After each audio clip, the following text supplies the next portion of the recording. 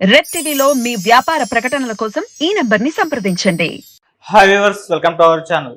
RGV గారి వ్యూహం cinema వచ్చింది, మనందరికీ తెలిసిందే. దాని రివ్యూ ఏంటో కూడా, అలాగే శపథం మూవీ కూడా మన నెక్స్ట్ వీక్ రాబోతుంది. ఈ గ్యాప్ లోనే మరో సినిమా కూడా అనౌన్స్ చేశారు, అదే శాసనం. సో వ్యూహం, శపథం, శాసనం.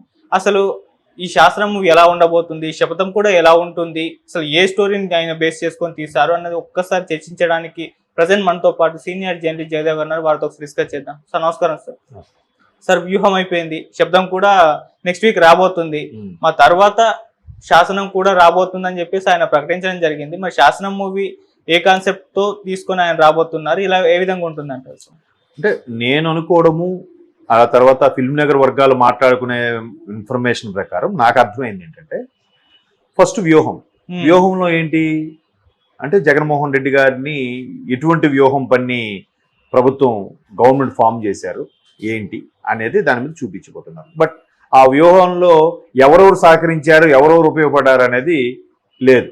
ఇంకోటి ఏంటంటే, షర్మిలా గారు పిసిసి చీఫ్ అవ్వకముందే, కాంగ్రెస్ తీర్థం పుచ్చుకోకముందే వ్యూహం రెడీ అయింది, అవునా? సో అప్పటికే షర్మిలా గారికి పాత్ర అందులో లేపేశారు. అంటే ఇది ముందే తెలుసా? షర్మిలా గారికి ప్రాధాన్యత ఇవ్వద్దని ముందే చెప్పారా? లేదా షర్మిలా గారు పక్కన ప్రాధాన్యత ఇవ్వకపోతే ఎలాగ పక్కకి ఫేడ్ అవుట్ అయిపోతారు కాబట్టి ఆవిడ పెట్టాల్సిన అవసరం లేదని అనుకున్నారా అనేది క్లియర్ కట్గా మనకు అర్థమవుతుంది. వ్యూహంలో ఆవిడ లేరు. అంతా హీరోలు ఉండే హీరో, ముఖ్యమంత్రిని పోలిన హీరో, ముఖ్యమంత్రి భార్య గారిదే ఎక్కువ ప్రాధాన్యత. ఈవిడ ఏదో సలహాలు సూచనలు ఇస్తేనే ఆయన స్థాయికి వెళ్ళారు అన్నట్టుగా ఉంది. అది వ్యూహం. నెంబర్ 2 శపథం. శపథం అంటే ఏంటి? ప్రభుత్వం వచ్చిన తర్వాత మేము మీకేమేమి చేస్తాం. శపథం అంటే శపథం చేస్తున్నాను, నేను ప్రమాణం చేస్తున్నాను, ఇదే శపథం చేసి చెప్తున్నాను, ఖచ్చితంగా నేను ఇవన్నీ అమలు పరుస్తాను, అలాగే నాకు ఇబ్బంది పెట్టిన వాళ్ళందరికీ బదులు తీరుస్తాను అన్నట్టుగా ఒక రకమైన శపథం. ఆల్రెడీ తీర్చుకుంటున్నారుగా, అరెస్టుల పర్వం నడుస్తుందిగా, ఆయన అనుకున్న నవరత్నాలు ఏవైతే అవి ఇంప్లిమెంట్ చేశాడుగా. బట్ దానివల్ల మిగతా వాళ్ళకి ఎంత నష్టం జరుగుతుంది అది వేరే విషయం.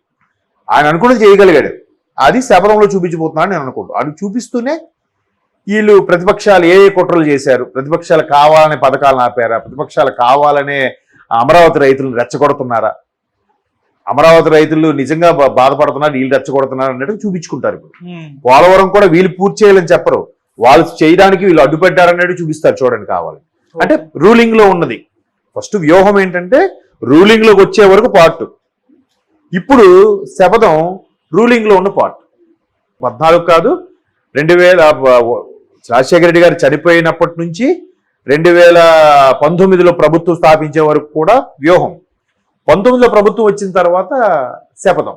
అంటే ఏవేవి ఎన్నికలకు వెళ్లే ముందు మేనిఫెస్టోలో ఏమేమి రిలీజ్ చేశారు, ఏంటి చేశారా లేదా, సక్సెస్ అయ్యారా లేదా, నేను అనుకున్నవన్నీ మీకు చేయగలిగితేనే మీరు నాకు నమ్మండి వేయండి అని ఇప్పుడు ఆల్రెడీ స్టార్ట్ చేశాడు కదా ఆయన సిద్ధంలో. మీరు అన్ని తృప్తి పడితేనే నాకు వేయండి అన్నట్టుగా ఇలాంటి ముఖ్యమంత్రి ఇంతవరకు ఎవరు అలాగ అడగట్లేదు, మీరు ఎందుకు అడగలేకపోతున్నారని కూడా ఆల్రెడీ వైసీపీ కార్యకర్తలు ప్రశ్నిస్తున్నారు. సో అది కాకపోతే శాసనం ఏంటంటే ఆల్రెడీ వాళ్ళు నిర్ణయించుకున్నది ఏంటంటే నెక్స్ట్ ప్రభుత్వం కూడా వీళ్ళదే వస్తుంది, వైసీపీదే వస్తుంది.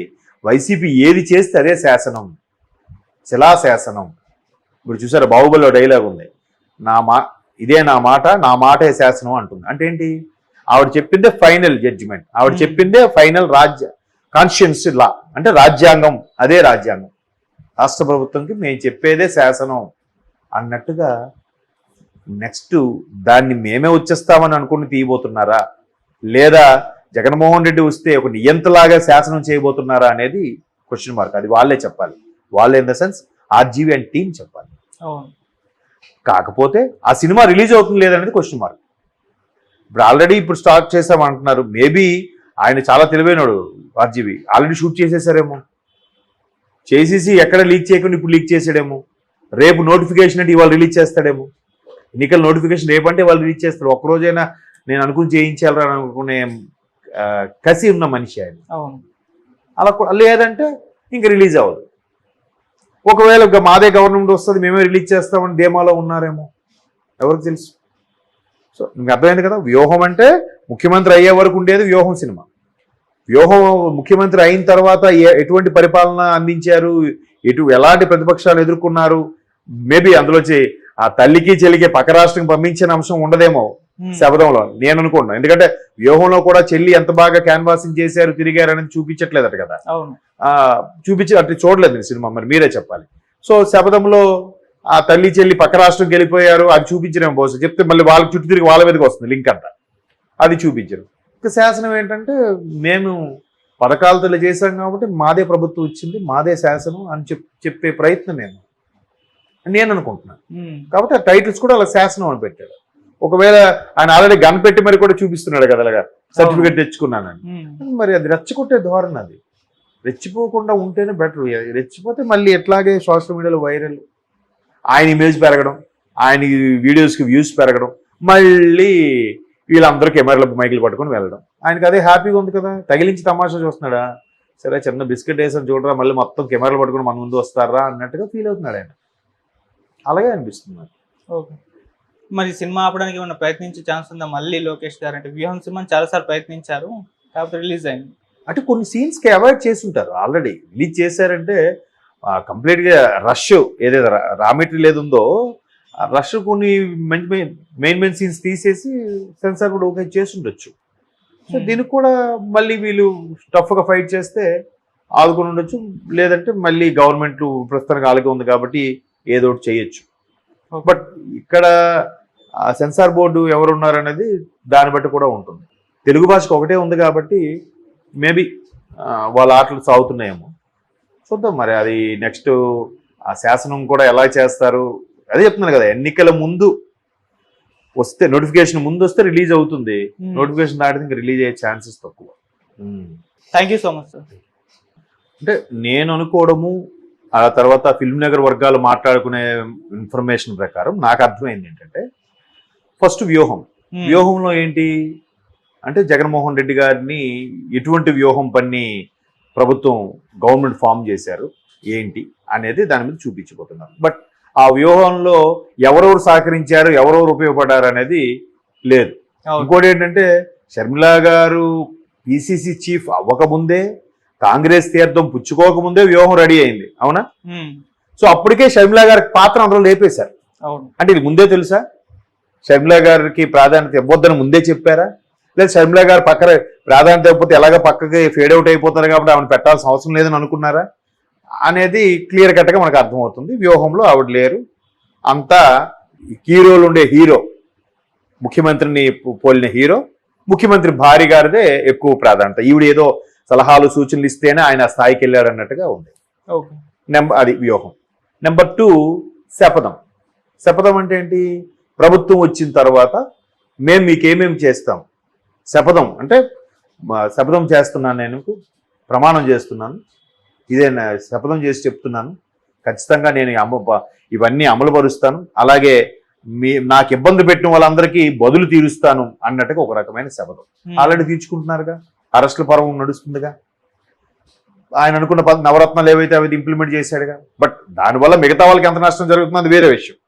ఆయన అనుకున్నది చేయగలిగాడు, అది శపథంలో చూపించబోతున్నాడు నేను అనుకుంటున్నాను. అది చూపిస్తూనే వీళ్ళు ప్రతిపక్షాలు ఏ కుట్రలు చేశారు, ప్రతిపక్షాలు కావాలనే పథకాలను ఆపారా, ప్రతిపక్షాలు కావాలనే అమరావతి రైతులను రెచ్చగొడుతున్నారా, అమరావతి రైతులు నిజంగా బాధపడుతున్నారు, వీళ్ళు రెచ్చగొడుతున్నారు అన్నట్టు చూపించుకుంటారు. ఇప్పుడు పోలవరం కూడా వీళ్ళు పూర్తి చేయాలని చెప్పరు, వాళ్ళు చేయడానికి వీళ్ళు అడ్డుపెట్టారన్నట్టు చూపిస్తారు. చూడండి కావాలి అంటే రూలింగ్ లో ఉన్నది.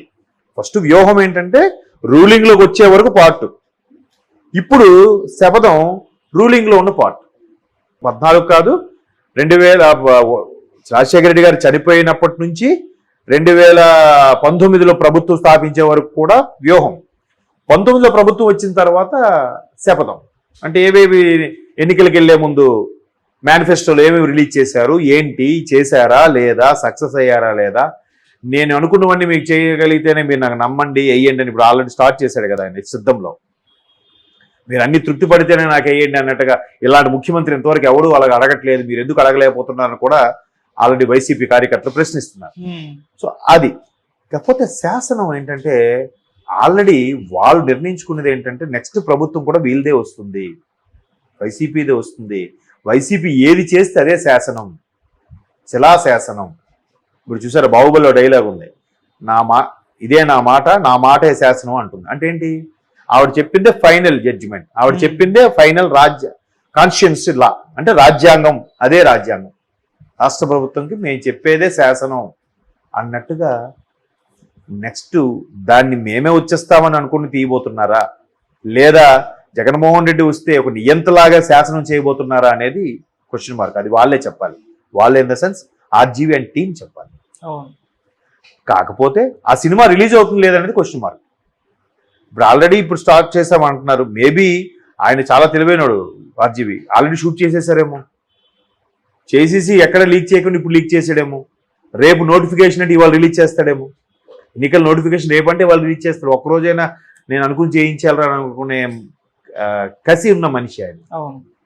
అలా లేదంటే ఇంక రిలీజ్ అవ్వదు. ఒకవేళ మాదే గవర్నమెంట్ వస్తుంది మేమే రిలీజ్ చేస్తామని ధీమాలో ఉన్నారేమో, ఎవరికి తెలుసు. సో మీకు అర్థమైంది కదా, వ్యూహం అంటే ముఖ్యమంత్రి అయ్యే వరకు ఉండేది వ్యూహం సినిమా.